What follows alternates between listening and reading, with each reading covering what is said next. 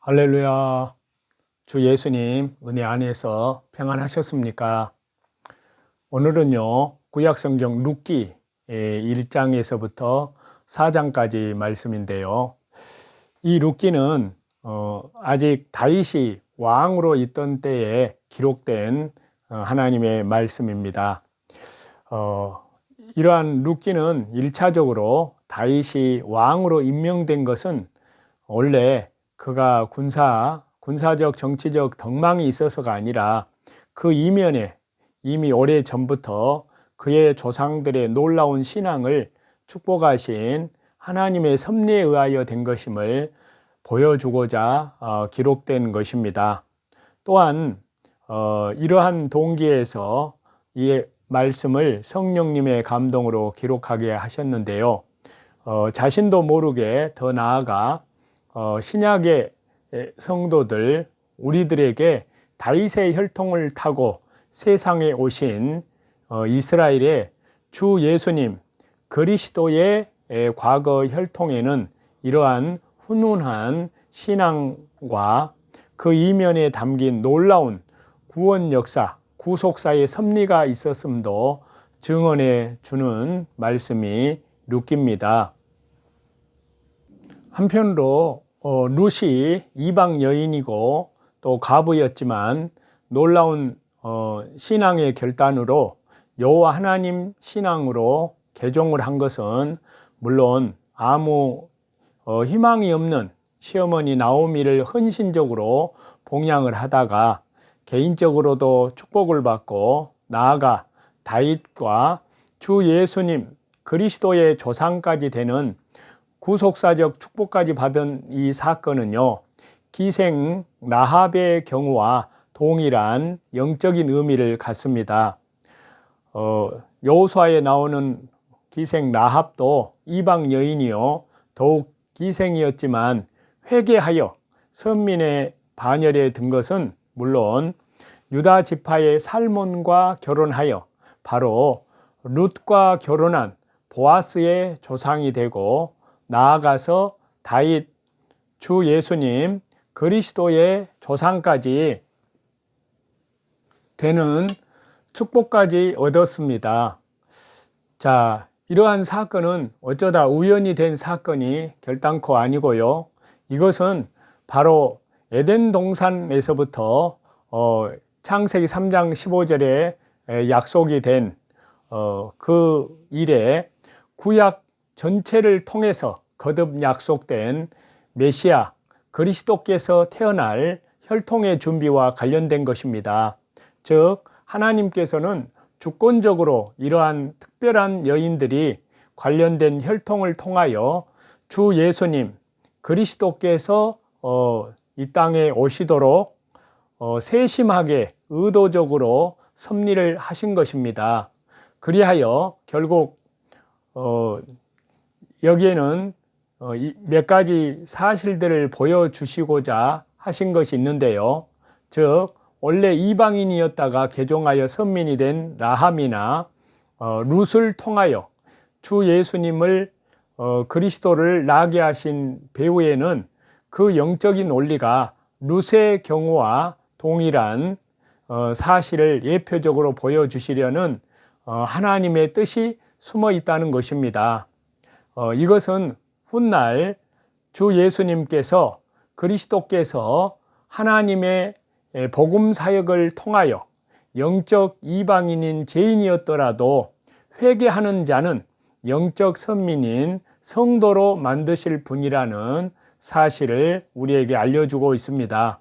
만왕의 왕으로 나실 주 예수님 그리스도 이분을 이처럼 과거 이방인이었지만 개종된 여인들을 통해서 나도록 조치하심으로써 전 구속사에 걸쳐서 모든 죄인에게 동일하게 적용이 된 하나님의 뜻과 하나님의 원리를 보여주시는 하나님의 섭리는 실로 오묘합니다. 이처럼 룻기는 표면적으로는 한 작은 여인 룻의 사랑과 신앙의 그러한 말씀인 것 같지만 그 이면에는 실로 크고 위대하신 하나님의 구속사의 섭리가 담겨 있는 것입니다. 따라서 우리는 이 룻기를 읽을 때 그저 한 가련하고 진실한 여인이 불행에서 행복으로 옮겨가는 그러한 사건으로만 아니라 그 이면에 놀라운 구속사적, 구원 역사적인 섭리와 은혜가 담긴 그러한 실제 사건으로서의 깊이 이 말씀을 묵상해 봐야 된다는 그런 생각을 해봅니다. 자, 이 룻기는 전체가 4장으로 된 짧은 말씀입니다. 이 룻기는 중심 인물이 룻, 나오미, 보아스 이렇게 세 사람이 등장하는 일종의 짧은 사건, 그러한 구성에 맞추어서 이 내용의 말씀을 요약할 수가 있는데요. 먼저 1장 1절에서부터 18절까지 내용을 보면은 나오미와 룻의 귀향을 말씀하고 있습니다. 자, 그래서 룻기 1장에 보면은 나오미가 그 옛날 남편 엘리멜렉을 따라서 고향 베들레헴을 떠나 모압 땅으로 이주하였지만 거기에서 남편과 두 아들이 다 죽고 두 이방인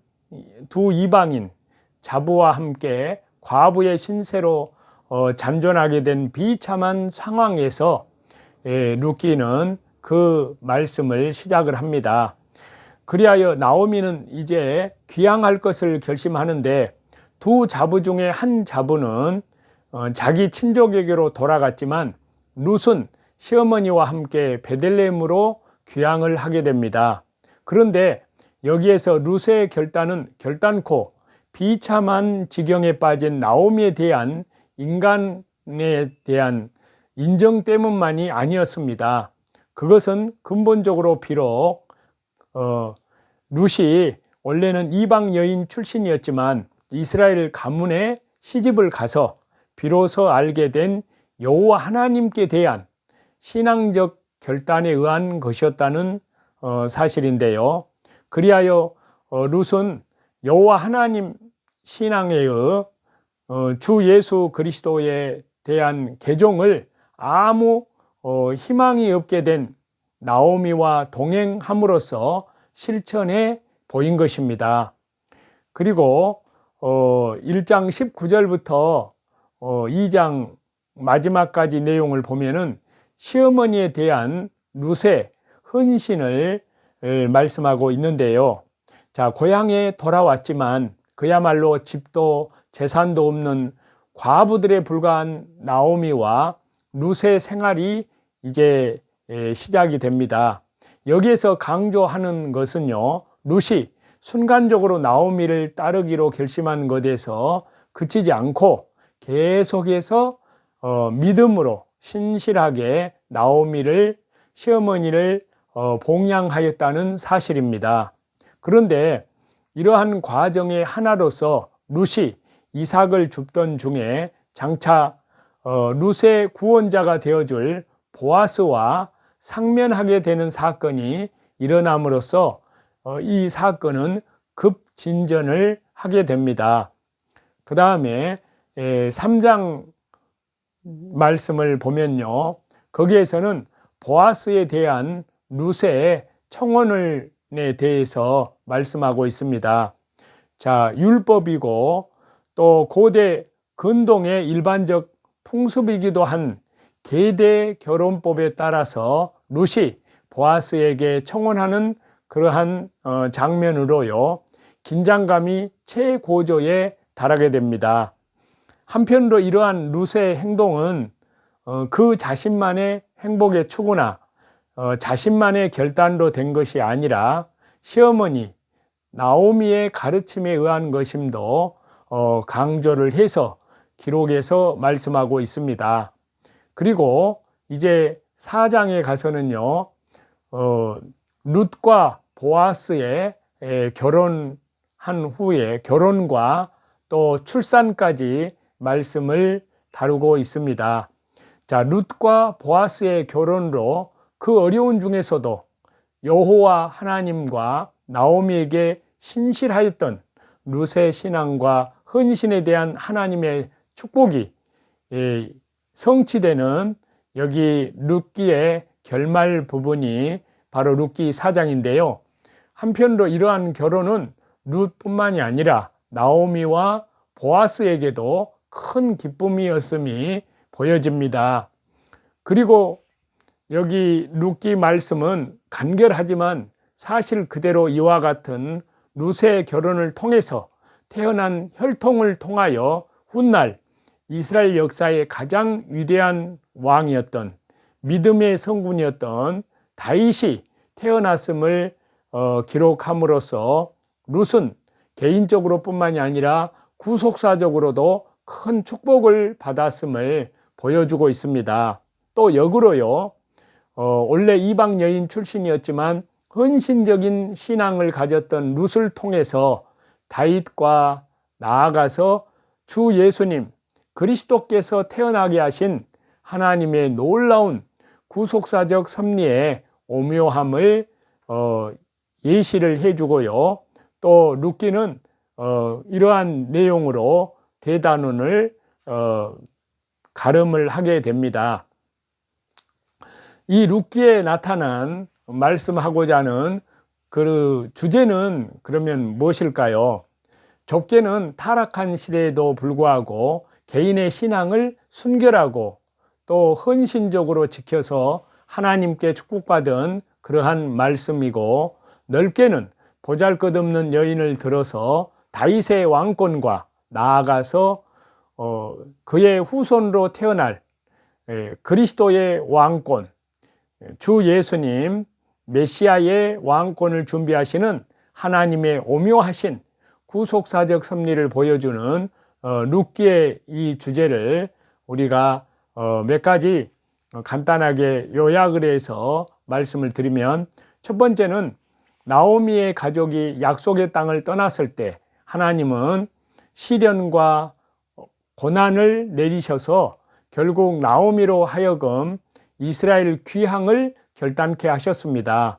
이것은 영적으로 이 세상에서 실족한 성도가 당하는 시련과 고통은 그로 하여금 다시 하나님께로 돌아오도록 하는 하나님의 채찍임을 채찍, 즉 하나님의 매임을 알게 해줍니다. 그리고 두 번째는요, 하나님은 인간적인 생각으로는 도무지 이해되지 않는 사람들을 사용하셔서 하나님의 목적을 성취하십니다. 이미 알다시피 모압 족속은 하나님께서 금하신 이방 종교를 숭배를 했습니다. 그러나 모압 여인인 룻은 하나님의 쓰임을 받았고, 또 룻기의 여주인공이 되었을 뿐만이 아니라 메시아 그리스도 주 예수님의 조상의 일원이 되었습니다. 세 번째 룻기에서 말하고자 하는 그 주제는요, 신앙의 결단은 때로 엄청난 희생을 초래합니다. 즉 룻은 자신의 시어머니를 따라서 낯설고 물설은 땅으로 오기 위하여 모압에서 지닌 모든 기득권을 버렸습니다. 그러나 하나님께서는 신앙의 결단을 내린 사람들을 통해서 그들의 가족은 물론 온 세상을 구원케 하시는 구속사를 전개해 나가신다는 것입니다. 네 번째로 여기 룻기에서 말하는 요지는요, 룻은 수직적인 관계인 하나님과의 신앙 관계뿐만이 아니라 수평적 관계인 나오미와의 관계에서도 자기 희생과 헌신, 순종을 잘 수행하였습니다. 참된 성도는 이처럼 수직, 하나님과의 관계, 수평, 사람과의 관계, 두 관계 모두에 다 신실하다는 것입니다. 그리고 다섯 번째로 룻기에서 말하는 주제는요, 룻에게 고엘의 역할을 수행한 보아스는 우리 주 예수님 그리스도를 예표한다고 할 수 있습니다. 즉 본래 범죄함으로 인하여 이방인과 같이 되었던 우리는 주 예수님 그리스도의 구속 사역으로 하나님의 나라의 기업을 풍성하게 누릴 수 있는 보장을 받았다는 사실입니다. 또 이 룻기에 나타난 그리스도 주 예수님의 예표에 대해서 말씀을 드리면요, 이 짧은 룻기 4장에 걸쳐서 친족 구속자 곧 고엘의 개념이 대략 13번이나 나타납니다. 친족 구속자 제도는 가까운 친족끼리 서로 억울한 살인을 복수해주고 형제가 자손 없이 죽으면 계대 결혼을 통해서 혈통을 잇게 해주고요, 나아가 형제가 극도로 궁핍하여 자신의 땅을 팔았을 경우에 일정 기간 후에 이를 물러주고 즉 되돌려 사주는 제도를 고엘이라고 합니다.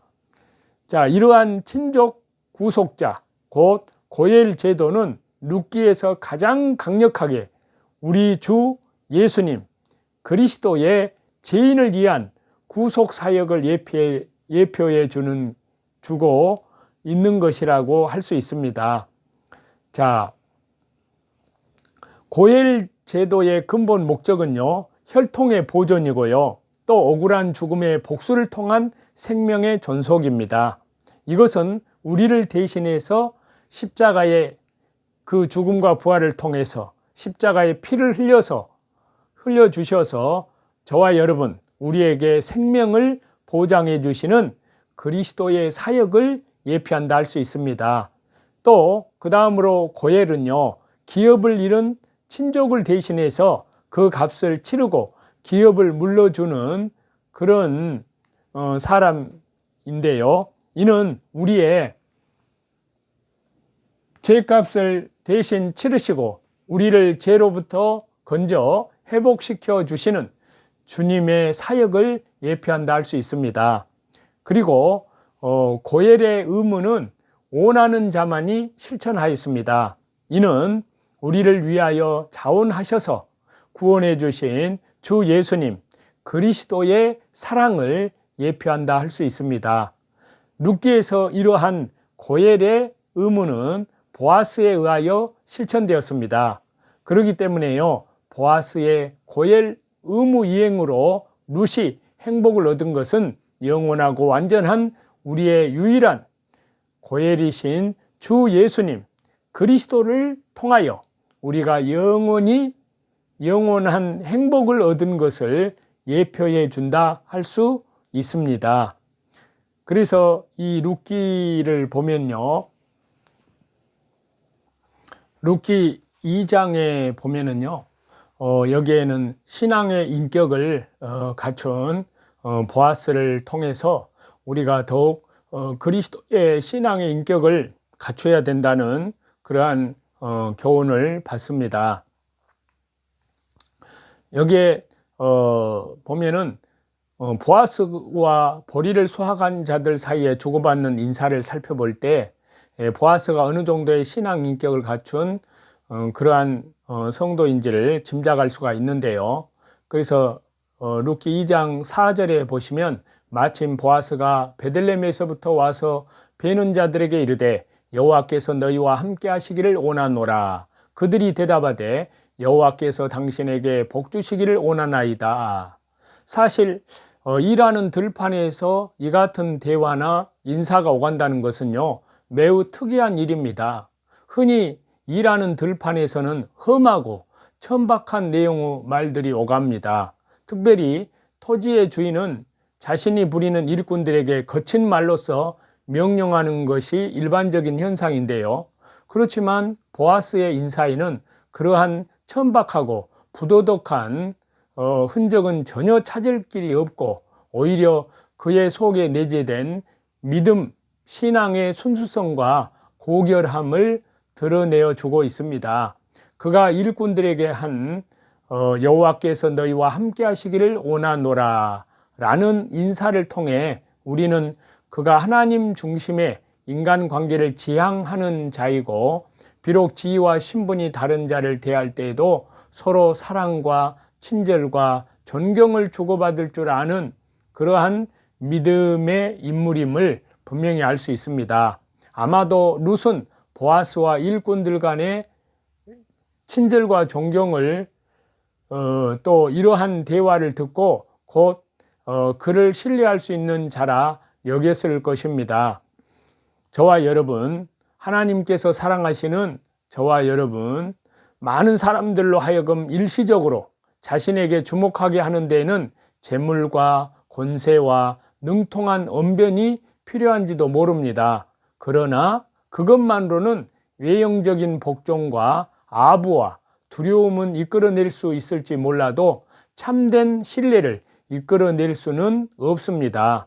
하나님께서 살아계심을 철저히 믿고 그 하나님께서 제시해 주신 기준에 입각하여 사랑과 긍휼로 다른 이를 대하는 신앙 인격만이 사람들로부터 참된 신뢰와 존경과 사랑을 이끌어낼 수 있다는 사실입니다.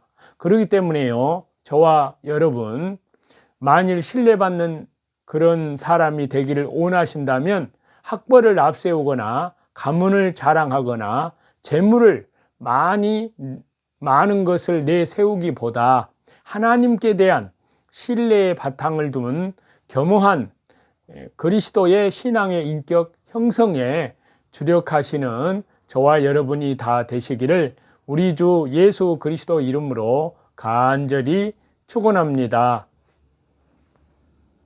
하나님께서 사랑하시는 저와 여러분, 별다른 인간관계도 없었던 이방 여인 룻에게 그토록 깊은 신뢰감을 심어줄 수 있었던 보아스의 믿음과 신앙과 인격, 그리스도의 신앙의 인격과 행실은 참으로 아름다운 것이라 아니할 수 없습니다. 또한 참으로 많은 이들에게 이처럼 신뢰의 대상이 되었던 그가, 보아스가 마침내 룻과 함께 다윗의 조상이 되고 또한 그리스도의 주 예수님, 그분의 육적 조상이 된 것은 공의로우신 하나님의 통치가 실제하고 있음을 보여주는 귀한 실제 예라고 할 수 있습니다. 오늘날 지금 우리의 교회 또 성도들은 과연 어떠한 평가를 받고 있는지, 또 어떠한 거짓과 불신과 제약의 물결이 몰아친다고 해도 그에 휩쓸리지 않을 만큼 강건한 건강한 교회, 건강한 성도라는 평가를 얻고 있는지, 그리하여 모든 단체, 개인들이 다 거짓을 말하고 불의에 굴복한다 하여도 교회와 성도만은 신뢰할 수 있다고 하는 신뢰감을 사람들에게 심어주고 있는지, 우리가 이러한 신뢰감을 주지 못했다면 지금 내가 선 자리로부터, 내 주위로부터 성도에 대한 부정적인 인식이 바뀔 수 있도록 하나님 앞에 더욱더 간절히 기도하고 또 하나님 말씀에 순종하는 가운데 그 신앙 인격이 그리스도의 신앙의 인격으로 성화 구원을 성령님의 능력과 권능으로 이루어져야 될 줄 믿습니다. 사람들에게 의롭다 인정받지 못하는 성도, 사람들에게 신뢰감을 주지 못하는 그러한 교회라면 더 큰 신앙과 의로움과 성결함을 요구하시는 하나님 앞에서 참으로 부끄러운 일을 당할 수밖에 없음을 우리는 반드시 기억하는 저와 여러분이 다 되시기를 우리 주 예수 그리스도 이름으로 간절히 축원합니다. 감사합니다.